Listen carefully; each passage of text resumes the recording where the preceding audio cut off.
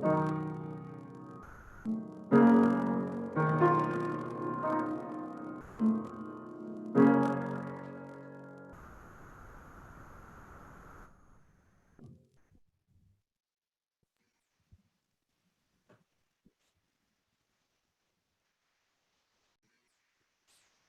morning, good morning, good morning. I wish I could do a true call and response with everybody, but it is so good to know that you're out there, even if I can't hear or see you. Welcome to our online worship service for the First Unitarian Society of Ithaca, a community that creates connection, finds inspiration, and engages the world. We are glad that you have carved out the time to be together this morning for our first ever virtual flower communion service. We would like to extend a particular welcome to anyone who's joining us for the first time, perhaps from another UU congregation nearby or far away. Welcome, welcome, welcome to all. There is so much uncertainty and unrest in the world right now, but we are certain that we need one another. So please enter, rejoice, and come in to this sanctuary. A few announcements before we begin. Be sure to check your email for our weekly announcements. They come out on Monday and Wednesday usually. Check our Facebook page and our website for more information for how to create connections amidst this experience of physical distancing. There are lots of ways to connect. For instance, we have Zoom meetings set up for many of our small groups, our ministry teams, and newcomer meetings. Speaking of meetings, there will be a conversation on Zoom about the church's budget for next year. That'll take place at 12:15 today, today's Sunday. It's hosted by our treasurer, Jennifer Stride-Mullen. You can check the weekly announcement for the Zoom meeting number and that kind of information.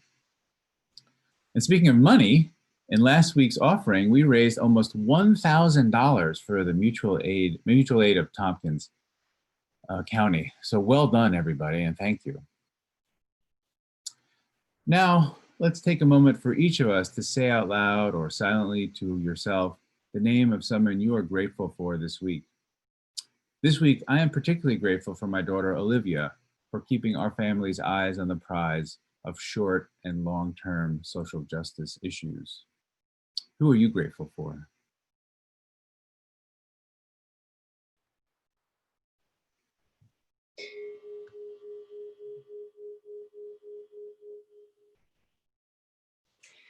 Our opening words this morning come from one of my very good friends and dear colleagues, Reverend Claire Feingold Thorin.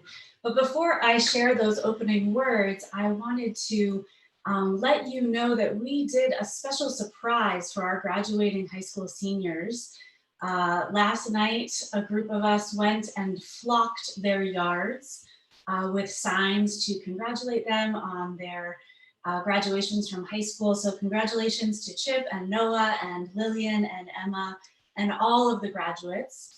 And to the rest of you, keep your eyes open for some plans that we have in the works to create a flocking fundraiser for the congregation where we will flock someone's yard in your name for whatever reason you want. So stay tuned for more information about this fun new way of us creating some joy. So our opening words by Reverend Claire Feingold Thorin. Let us give thanks for a bouquet of people. We give thanks for children.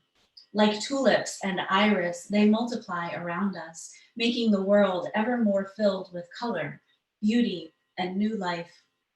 May we bless them as they replant themselves even further from us, knowing that they need their own space to grow into. We give thanks for generous friends, as constant in bloom as echinacea, and whose gifts lift up our body and spirit. We give thanks for feisty friends, as indomitable as geraniums, and for continuous friends who, like bittersweet and ivy, hold on and never let go, and can never be gotten rid of. For crotchety friends, prickly as rose bushes, their beauty a secret that is only discovered through careful gardening. For surprising friends, who at first glance seem dour and then blossom into joy as quickly as forsythia. For funny friends, silly as snapdragons, and serious friends, complex as chrysanthemums. For comfortable friends, their gentle presence as soothing as the sweet smell of lilacs. For stormy weather friends who stand by us in hard times, like lily of the valley that cannot be deterred by shade or shadow. For old friends, nodding like sunflowers in the evening time, and young friends coming on fast as flocks. For friends as unpretentious as dogwood, as persistent as Pachysandra, as steadfast as azalea, and who, like snowdrops, can be counted on to see you through the winter and remind you that spring always comes. For loving friends who wind around us like wisteria and embrace us despite our blights, wilts, and witherings. And finally, for forget-me-not friends, gone but never forgotten. Their beauty lives on in our memories and our hearts. For this bouquet of people who brighten our lives each in their own way, we give thanks. Whoever you are, whoever you love, wherever you are on your spiritual journey, you are welcome here. Here you belong. The flaming chalice is the symbol of mystics and heretics, artists and activists, reformers and refugees, and Unitarian Universalists everywhere.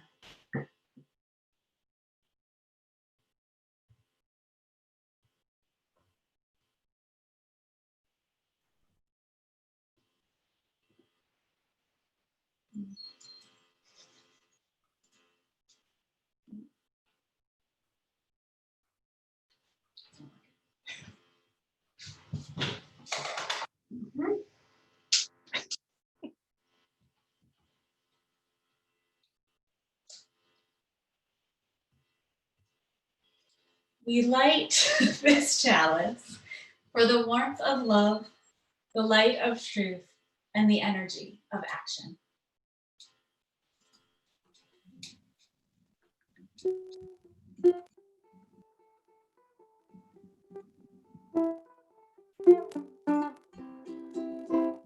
All the colors, yes, the colors we see in the springtime with all of its flowers. All the colors, when the sunlight shines out through a rift in the cloud and it showers. All the colors, as a rainbow appears when the storm cloud is touched by the sun. All the colors are found for the whole world around and for everyone under the sun.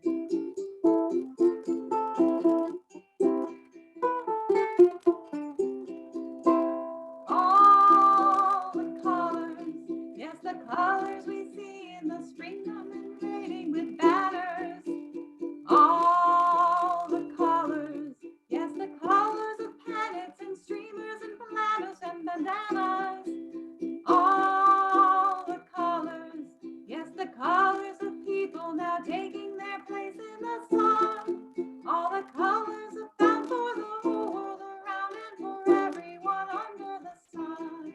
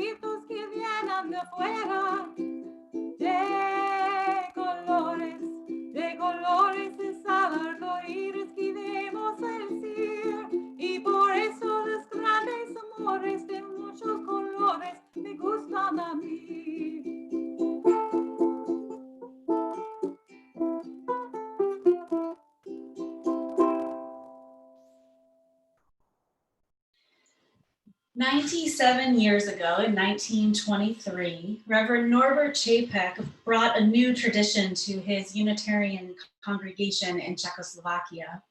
He wanted to create a ritual that would bind people together and would feel comfortable to those who were uncomfortable with other types of communion. And so he chose to accentuate the natural beauty in their midst and encourage people to bring a flower of their choice to share with the congregation. The flowers were gathered and blessed and redistributed to folks. It was the first Unitarian flower communion, and we share something like this ritual today. Normally, when we do this ritual in person, the intention is that the flower you receive is different than the one you brought, to symbolize the ways that we are changed through the beauty and wonder of community. But today, amidst a worldwide pandemic, when we are at home and unable to be together physically to engage in this ritual, I invite you to engage in a new way. The flower communion is about noticing the beauty around us. The flower communion is about celebrating spontaneous beauty. The flower communion is about the ways that community can show up and provide for us even when we've come empty-handed, but with an open heart. Each flower is uniquely beautiful, as is each of us, and without the addition of each flower, the bouquet would not be as beautiful. This ritual is essential to our presence as a free religious community made up of free people. I want to acknowledge the historical significance of Reverend Norbert Chapek. He died in a concentration camp because of his Unitarian beliefs. And as we live in a time that is uncertain and frightening for many, a time when we are threatened daily by fascism and racism and oppression in its many forms, may we remember this ministry. May we remember this work toward a world where religious freedom and diversity is celebrated and all can be free. I offer these words as a virtual blessing to the flowers in our lives. They are the words that Reverend Chapek used when he blessed his flowers each year. Infinite Spirit of life, we ask thy blessing on these, thy messengers of fellowship and love. May they remind us, amid diversities of knowledge and of gifts, to be one in desire and affection and devotion to thy holy will. May they also remind us of the value of comradeship, of doing and sharing alike. May we cherish friendship as one of thy most precious gifts. May we not let awareness of another's talents discourage us or sully our relationship, but may we realize that whatever we can do, great or small, the efforts of all of us are needed to do thy work in this world. So may it be. Amen, and blessed be. Now let's take a few moments together to enjoy the beauty of the world around us. What follows is a gathering together of pictures of flowers from you, from your yards, alongside the roads, from elsewhere. They bring beauty to our lives. And I want to give a special shout out to Sabina Jenkins Ortolano for her help in creating this video with her mom, Stephanie. So let's take some time to reflect on this beauty of this place where we live and the beauty of community in a time and a place so in need of love.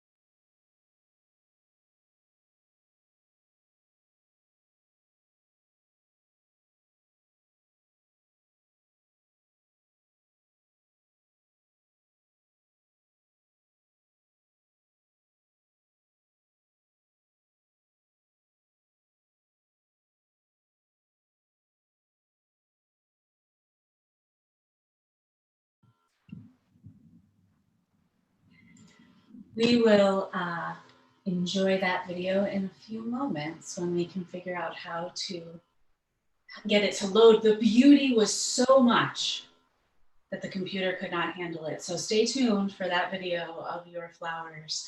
But in the meantime, let's have a word from our wonderful DRE, Suzanne Quagliata. Hi, friends. We are a lot like flowers. Each of us is different and unique. Each of us is beautiful, and each of us is a necessary part of the beauty in the world. Communion rituals remind us that we're connected to something bigger than each of us. They remind us that we're connected to each other and to every other person in the world. This is why we do the flower communion ritual. Our tradition at this time of year has been for each of us to bring flowers to church. We would put them together at the front in a big, beautiful, and diverse bouquet of flowers, like the one that you'll see in a little bit. Then we each choose a different flower. We bring it home, and it reminds us of our connection to each other in our church community.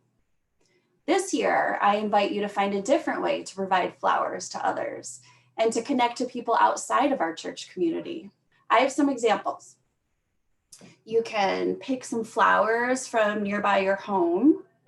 You could make some flowers from materials that you have inside your home, or you can draw a picture of a flower. Then I invite you to deliver these flowers to someone else. Maybe there's a family on your street that you don't know very well. You and your family could take some flowers and deliver them and leave them for this neighbor. Maybe you could mail your picture of flowers to somebody who might need a little love and beauty in their life right now. Each of us brings something special to our community. Just as we each contributed to the beautiful bouquet that you'll see in the slideshow in a little bit. Each of us provide a beautiful piece of a bouquet of love, diversity, friendship, hope, and community. Let's remember to bring more beauty to this world. Let's share the gifts of love and diversity and friendship and hope and community. Thank you.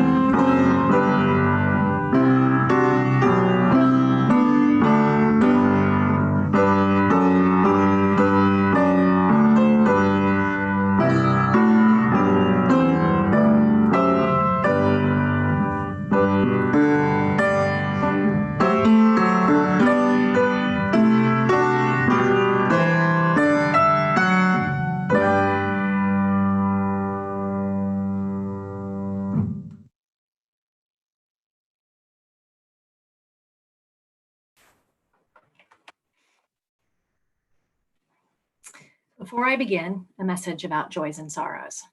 If you have a joy or a sorrow that you'd like shared, please email it to Reverend Margaret by 9 a.m. on Sunday morning. And as we are live streaming the service, please consider the private nature of your sharing. In the spirit of reverence, love, and care, we take time now to bear witness to some of the joys and sorrows of our community. We want to share those events that call for our prayers and support, our praise and celebration. A very sad sorrow from Jan and John Fleiderer on the passing of Jan's younger sister, Karuna Fedorchak, 63 years young, on May 30th from cancer in Prescott, Arizona.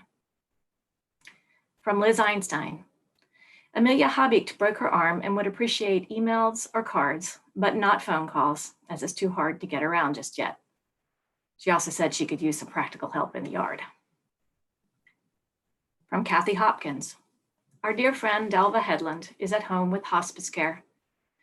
He's been fighting one cancer or another for 20 years, and yet is always delightful. Loving you, Delva. For those we are holding in our thoughts, in our hearts, and perhaps in our prayers, let us call these names out loud into this community, into the space of healing and hope right now.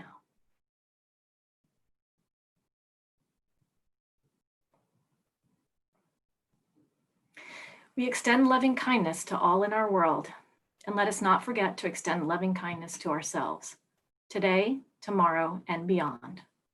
May our hands be outstretched in kindness, and let us keep showing up to our lives and each other with an open heart, no matter what. Love and courage to us all. Blessed be, and amen.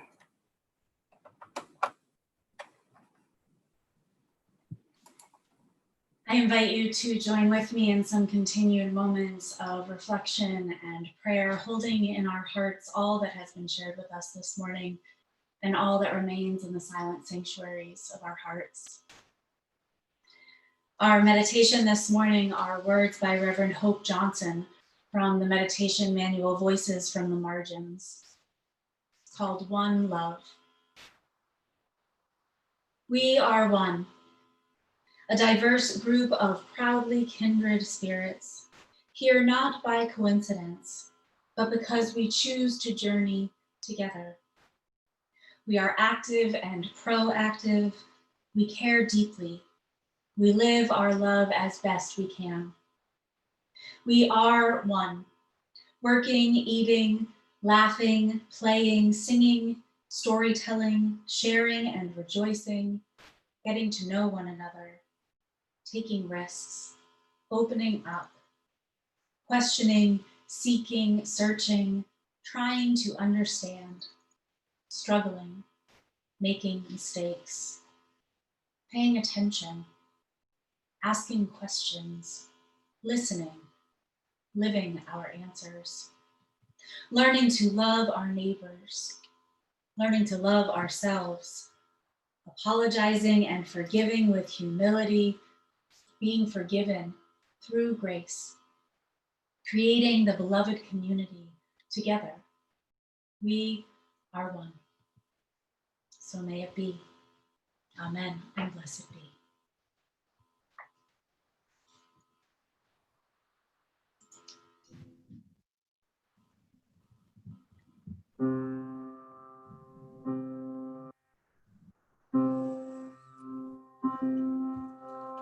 Breathe in, breathe out, breathe in, breathe out. When I breathe in, I'll breathe in peace. When I breathe out, I'll breathe out love. When I breathe in, I'll breathe in peace. When I breathe out, I'll breathe out love. When I breathe in, I'll breathe in peace. When I breathe out, I'll breathe out love. When I breathe in,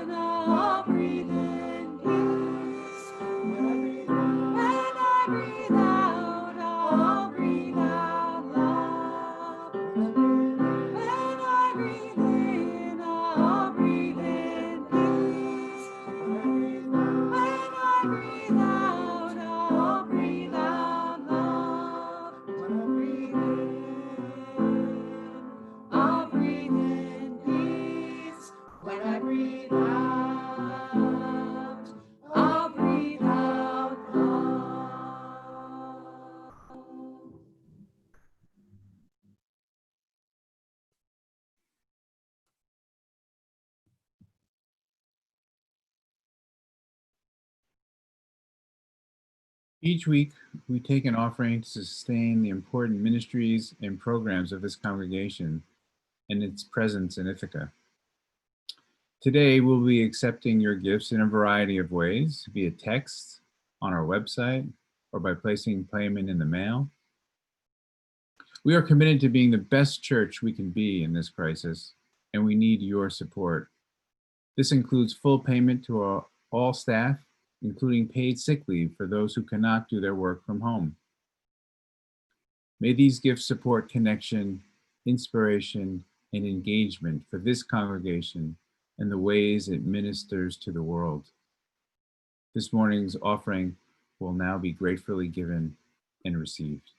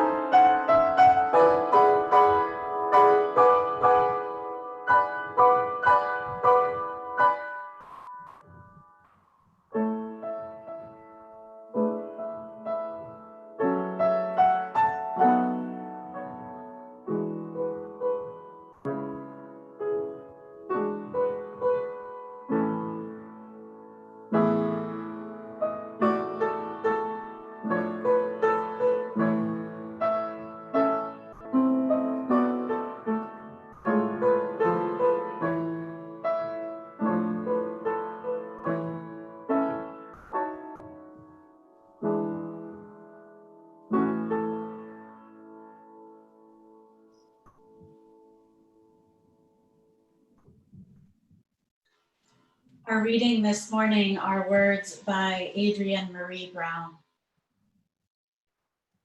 I am often now looking into beauty wherever I am, seeing a falling down around me of cages, perhaps some bar, some steel, something thought to hold me, or I thought it up to hold myself through the awakening. When it is a chaos inside, it helps to say, I am this. Tired, known, and not that, desired, unknown. But in all the space, I found a chaos without a world, a familiar, an unreasonable joy, an unrealistic life that I have decided to live it. Because I don't remember anymore when the heartbreak started, that emptiness larger than any single slight or withholding or person. But I do know this world will keep it burning and aching, twisting you and I away from any purpose, filling up the sight. I could and I have, but I don't think I was put here to see the world and weep. I have full hands. My work is to create more beauty, though there is enough and so much. So then to show it, to let it be and to let it out, to conduit that love which is also always present in this same plane, in this same little world, to notice the ways that it is good to be of my species on my planet in this age, to remember how to love all through these forgetting times.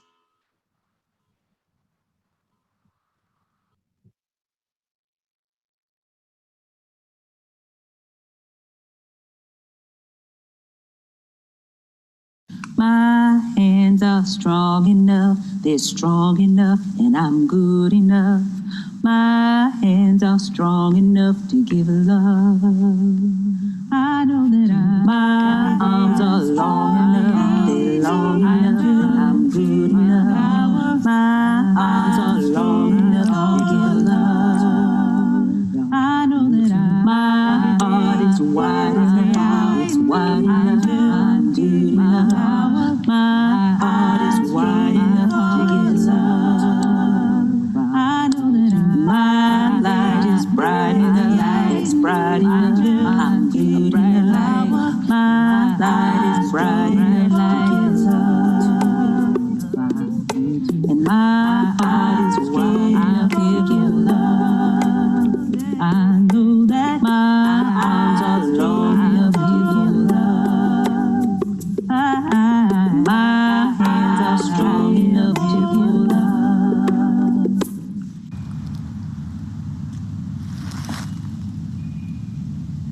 Uh-oh.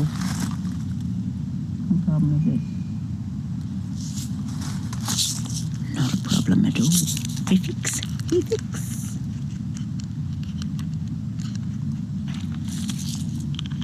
Boom. 1, 2, 3.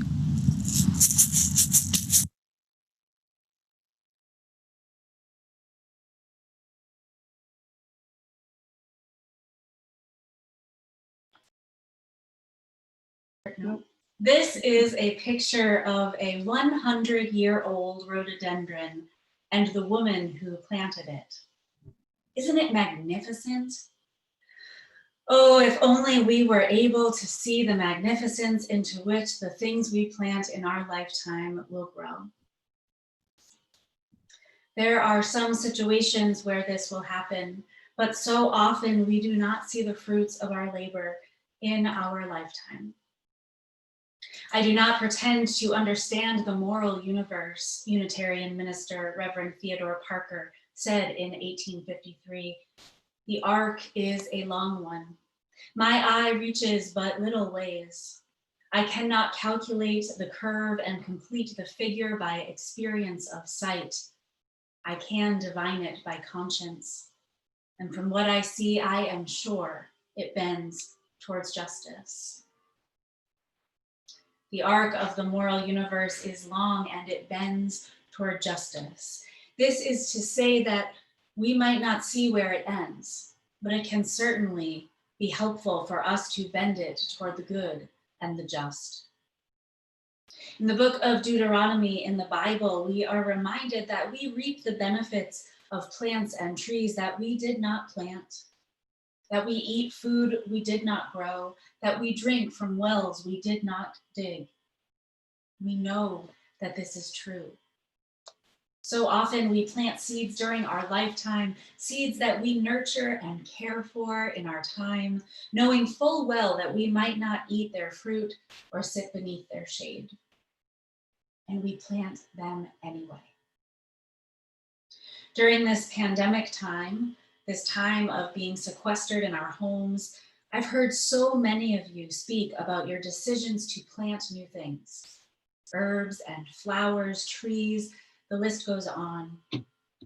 There seems to be something tangible about bringing new life into a difficult and painful world that helps us to find joy and meaning.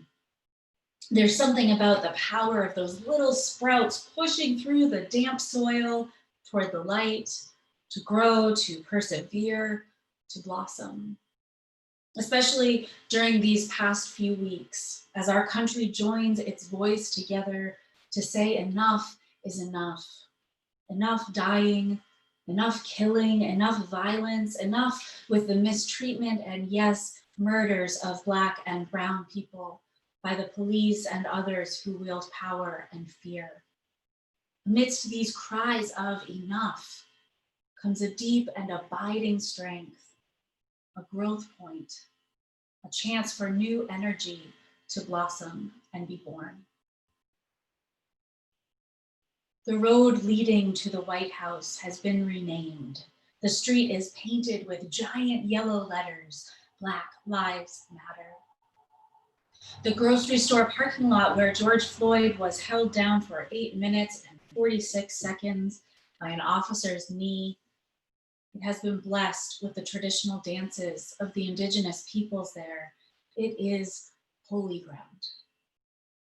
Millions of dollars have been donated to Black-owned and run organizations leading this moment of transformation and painful reform in our country. These seeds are being planted. Soil is being placed. Light is being shed on incessant problems that have existed since before the founding of this nation and those that permeate our everyday lives. And amidst all of this, we find ourselves in Pride Month. Pride is not a movement founded on joy and celebration. Pride started as a riot, a violent protest that lasted days at the Stonewall Inn. It was a riot by people of color, by drag queens, by gay men, and other LGBTQ folks. It was a riot by people from the margins. It was a riot that said, enough is enough. We are sick of dying. We are sick of being bullied and beaten. We will not take it anymore. It was an uprising. This is the way that pride came to be, through pain, through brokenness, through violence and oppression, and the rising up of those who had been held down for far too long. And still, 50 years later, we are still rising.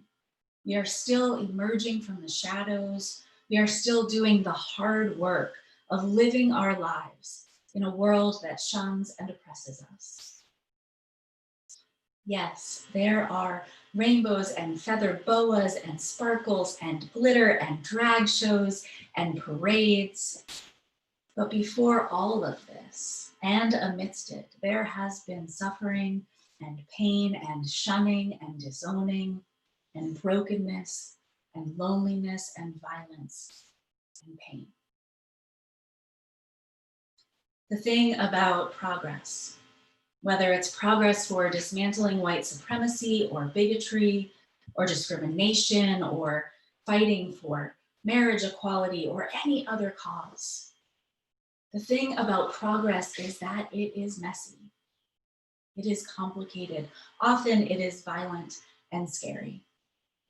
Growth and progress take time. They take effort. They take perseverance. And so often they take the breaking down of something old to create something new. We know that between the pandemic and the uprising we are seeing in these days, something new is being created. I'm not sure what the world will look like when it's over, or what it even means to be over, or when we'll even know when we're close. But I know that we are in a transformative moment in this country's life and in our individual lives. We are living at a growth point. We are living in a messiness. We're living in a world that is requiring us to shift our thinking about who we are, who we have been, who we will become, not only as individuals, but as a country, as a world. We are living in transformative times. And we have a role in determining how those seeds are being planted and how they will grow. We have a chance to influence the future if we are so willing. In our reading this morning, Adrienne Marie Brown writes, "Because I don't remember anymore when the heartbreak started, that emptiness larger than any single slight or withholding or person, but I do know this world will keep it burning and aching, twisting you and I away from any purpose, filling up the sight. I could and I have, but I don't think I was put here to see the world and weep. I have full hands," she writes. "My work is to create more beauty, though there is enough and so much. So then to show it, to let it be and let it out, to conduit that love which is also always present in this same plane, in this same little world, to notice the ways it is good to be of my species on my planet. In this age, to remember how to love, all through these forgetting times." In this poem, she is calling us to do at least 3 things: to see the world and to weep, to create more beauty, to remember how to live in a world that wants us to forget. To see the world and weep, to work to create more beauty, to remember how to love in a world that wants us to forget. Sometimes learning about our world makes us weep, with sadness, with guilt, with regret, with fear, with worry. And sometimes it makes us weep with joy and gratitude for the ways it has brought beauty and purpose to our lives. And sometimes it makes us weep as we learn the ways we have been complacent with and benefited from policies and practices that hold others down. So often, the work of creating more beauty looks like us getting out of our own way. So often, as is the case with justice work and progress toward dismantling systems of oppression, getting out of our own way looks like shutting up and listening deeply. Sometimes creating more beauty in the world looks like amplifying the voices of those who have been held down. And sometimes it looks like tending to trees we did not plant and from which we will not harvest their fruit.